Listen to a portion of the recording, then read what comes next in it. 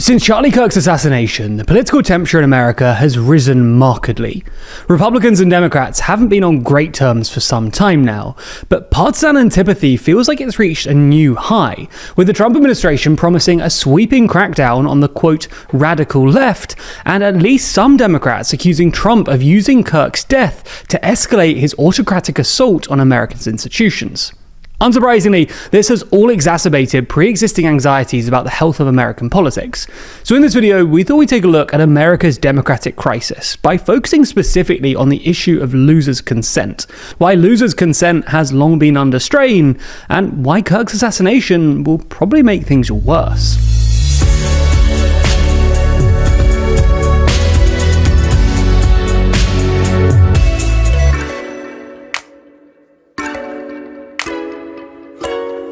Never miss an episode and always feel in the loop by subscribing and ringing the bell. So, let's start by explaining the idea of losers' consent. This might feel like a somewhat abstract way into the topic, but bear with us, because we think it's a good way of condensing all the chaos of American politics into a neatish framework and demonstrating why America's democratic crisis is genuinely unique. In short then, losers' consent refers to the notion that the losers at democratic elections nonetheless accept the result, without resorting to violence or secession. Losers' consent is essential for the functioning of democracy for obvious reasons, not least because without it, elections no longer guarantee real transfers of power. Anyway, losers' consent is generally taken to rely on three things. First, a common sense of nation. This might sound odd. After all, lots of people these days see democracy and nationalism as somehow in tension. But a common sense of nation provides the basic reason for us, when we're losers, to accept what other people voted for. We consider those people fellow citizens and are thus happy to, at least temporarily, subsume our individual wants to those of the nation. To motivate this idea, just imagine that, say, France and the UK became one country, as was apparently suggested by French Prime Minister Guy Mollet in 1956. Governing would be impossible because there would always be a sense that the English were imposing laws on the French, and vice versa. Similarly, this is why multinational democratic projects often struggle. Much of the resistance to a more federal European Union, for example, stems from an anxiety that some nations might be outvoted by others. It's also why Brexit put such a strain on the UK's constitutional order. While a majority of voters in England and Wales voted for Brexit, there was a sense in parts of the other nations, especially Scotland, that they shouldn't have to accept the outcome of a vote decided by another nation.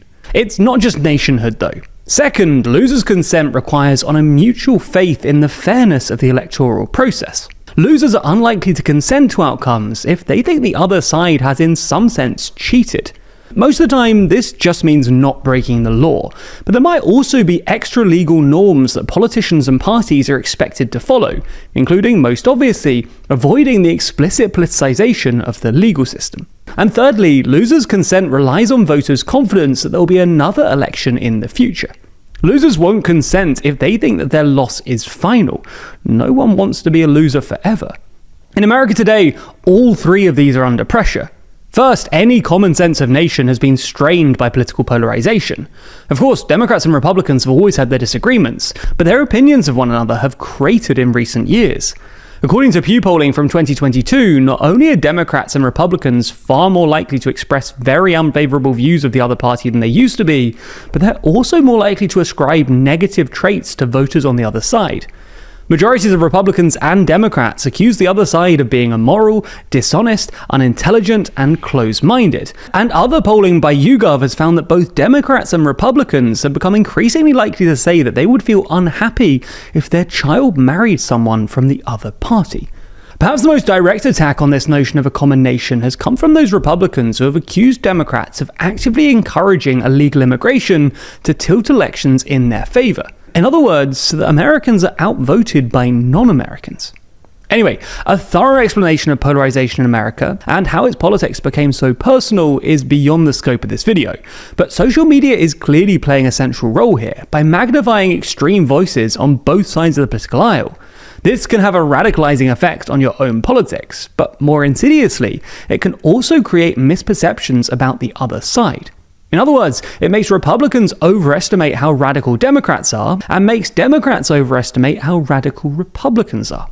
Of course, this will all be made worse by Charlie Kirk's assassination, which has given way to a sense among at least some Republicans that the left, in their words, supports political violence and is therefore not deserving of political decency.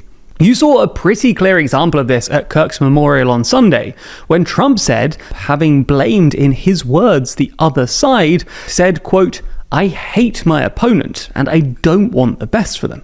Similarly, both sides are rapidly losing both their faith in and commitment to the fairness of the electoral process.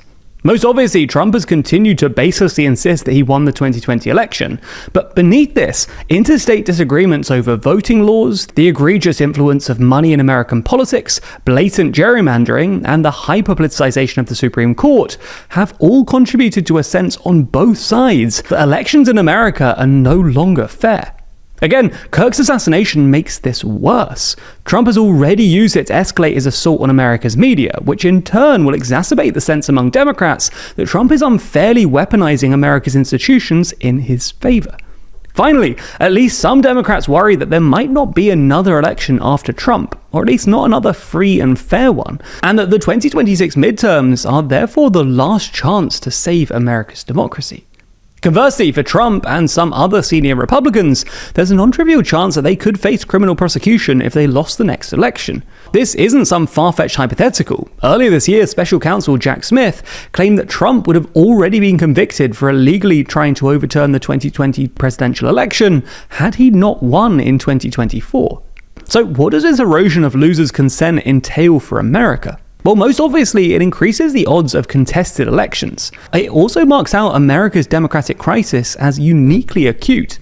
After all, while the political temperature is rising across the globe, in most other democracies, losers' consent has generally held up. But more structurally, it disrupts the normal rhythm of democratic politics. Elections should provide relief. Both sides fight hard during the campaign, and then things calm down once the result has been decided. Without losers' consent, elections instead become flashpoints, and politics gets stuck in an endless, escalating cycle of partisanship. The media landscape right now is moving so fast that it's quite easy to rely on just the information you already know, or the sources you've grown to trust. But what about everything you don't see? Or what if those sources you trust aren't completely honest? Well, luckily our sponsor this week, Ground News, are experts at lifting the veil on media bias. Their website and app, developed by a former NASA engineer, collects thousands of articles from across the media landscape, putting them all into one place for you to easily compare how the news is being covered around the world. For example, this story on Kirk's assassination has been covered by 1,636 sources, with 293 reported by the left and 243 reported by the right.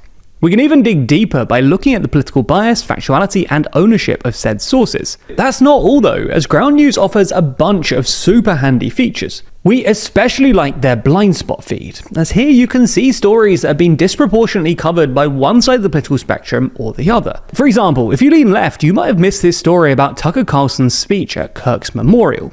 It's important to know exactly what's circulating online in different echo chambers, instead of purposely choosing to stay in the dark. We all know that the current media sphere is always trying to get your attention by any means necessary, to sway you into thinking one thing or another. So having a website that helps you spot when that's happening is a real game changer. So if you're interested in staying on top of the news and trying everything